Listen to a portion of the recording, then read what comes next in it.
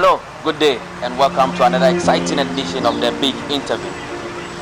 Today, we have one of the big personalities in football in terms of coaching.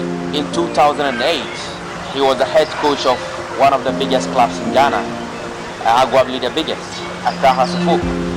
And today, he's in Ghana. He has a strong relationship with the most flamboyant club in Ghana now, Dreams FC. And he has a wide range of experience when it comes to coaching. He started coaching in 1990. That's amazing. We have in our midst former coach of Accra Tophic, Eyal Lachman. Good evening, sir. Good evening. I believe you are fine. Yes, feel fantastic. Welcome back to Ghana. Thank you very much. You came to House of Folk in 2008 at a point that nobody felt that a coach can come all the way from Israel to coach House of Folk. Tell us, how did you become House of Folk head coach in 2008? From the first time, I understood that I have a lot of responsibility on my shoulder, because House of Folk is not simple club. It's famous club all over the world. Even if in Israel the media talk about the African Championship, you know, they spoke about Zamalek and Al Ahly, but Hearts of Folk all the time had a big name in the European football, and I feel a lot of responsibility, especially because the situation when I arrived, Hearts situation was very bad. I think the team I'm sure that the team was down. Lost some players that left out of the country, and especially I feel that the connection between the supporters and the club was not so well. And in my first week here, the team had the African champion match in Gabon, and I didn't get a visa. They didn't let me come. The Gabon immigration. I stay here. Hearts traveled to Gabon and lost 3-0. And for Hearts of Folk supporters, so it was unbelievable. After 1 week, we had the revanche in our stadium, and I remember that we make the preparation in Winneba. I remember exactly the trainings and the way that we make the new tactic, and we prepare the team to this match. And I told to the players, I saw also the first game in the video, and I told to the players, we can do it. Okay, it's 3-0, but we can do it. And we start the game unbelievable. We press fantastic, and on the bench, I know that we do it. And we make the fair 1-0. If I remember well, after 45 minutes, we back to the locker room with 1-0. We talk to continue to the way, not to forget the defense, to keep the organization. But something happened. Something happened then. Maybe I don't want to talk about this, but you know, somebody say to the player, we all the time play with two top strikers, while you play with 3, one in the middle. And in the beginning of the second part, I feel that I lost the team. We lost the way, and they make 1-1, and the game continue, and suddenly something stopped, the referee stopped, maybe injured, and I say to all the players to come to me, around me, and I really shout at them, but we back to the organization. And we score, but the goal that we Conceded. Yes, stop us, and we didn't pass to the next round, but to the next stage. But after all the next weeks, I told them, this is for us a sign, this match, a sign not to lose the way, not to lose the tactic of our team. We are a team now, we are not the players. And all the time, in the locker room before the match, when we talk about the next game, the next match, I told them, don't forget the Gabonese game. Don't forget the 5 minutes, 10 minutes that we lost the way. So, what is your greatest memory when it comes to house folk? You coached a lot of players, you played a lot of matches. Apart from the game you played against the Gabonese, what is your greatest memory with the club? Before the first match, the Kotoko, Sunday Kotoko, everybody told me that Eric Bakwe is the dangerous player. I must keep them. We must learn him. And I told them, listen, there is one right defender, Samuel Inkum. He made all the game. And I remember that we put, if I remember well, Eric Gau to close him. And we make all the attack from his side because he go up all the time. He go to the attack all the time. But the first match here in Accra finished 0-0. It was, I think, my second or my third game. And in the next round, we traveled to Kumasi. And we arrived in the morning, and it was unbelievable because the supporters left Accra one day before. So when we arrived to Kumasi, all the city, all the roads was full of art supporters with the flags, with all the colors. And I remember that we go to Golden Tulip Hotel, and I say to myself, we must do it for art supporters. We must do it. They travel 6, 7, 8 hours. Yesterday, in the night, we must send them back happy. Sure. And yes, and I think that we did it.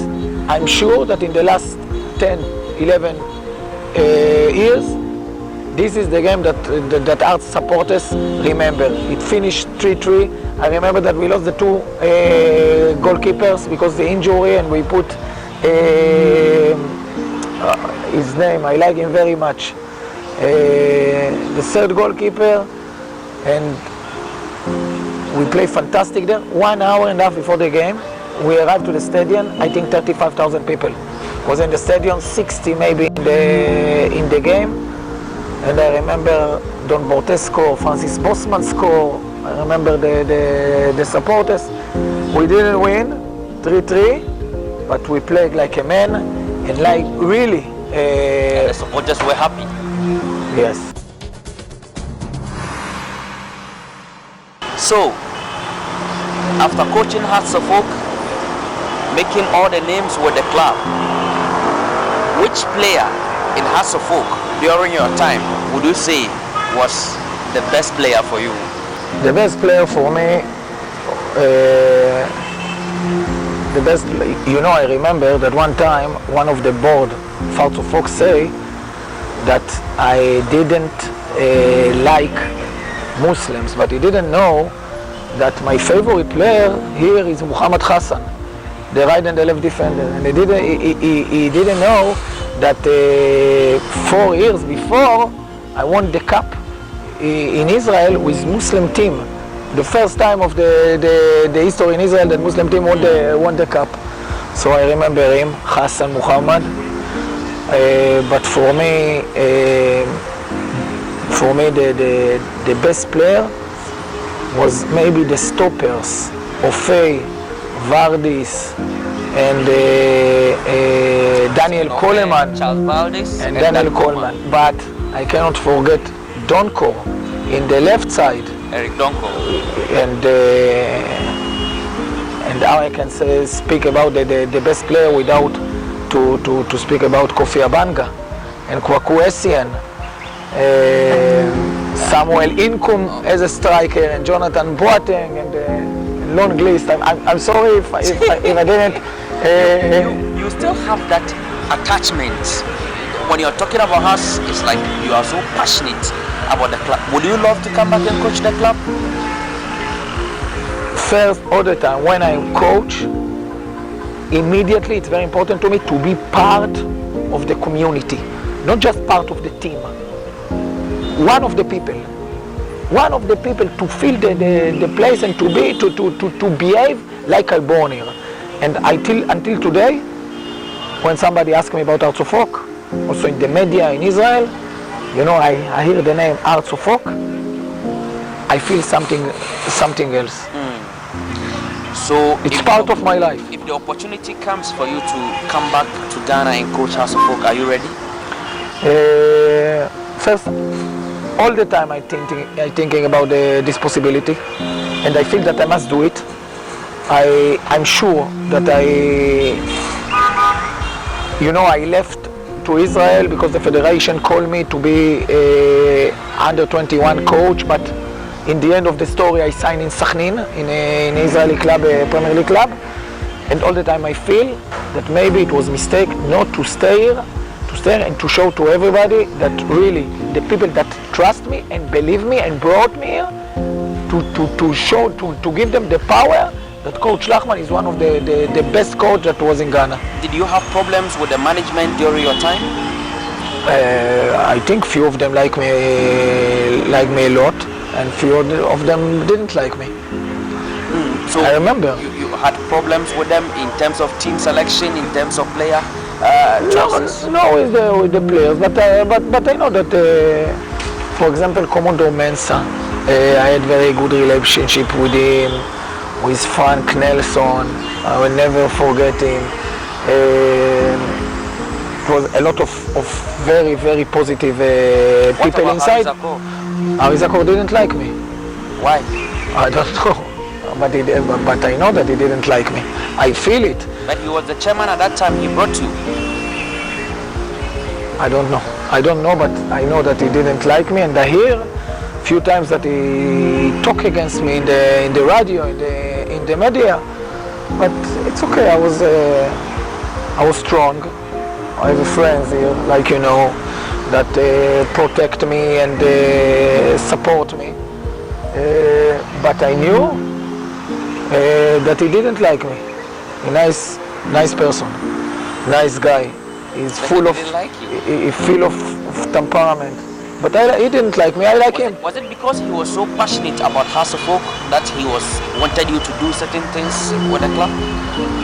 I tell you the truth. I'm not really remember the reason or the line, the red line that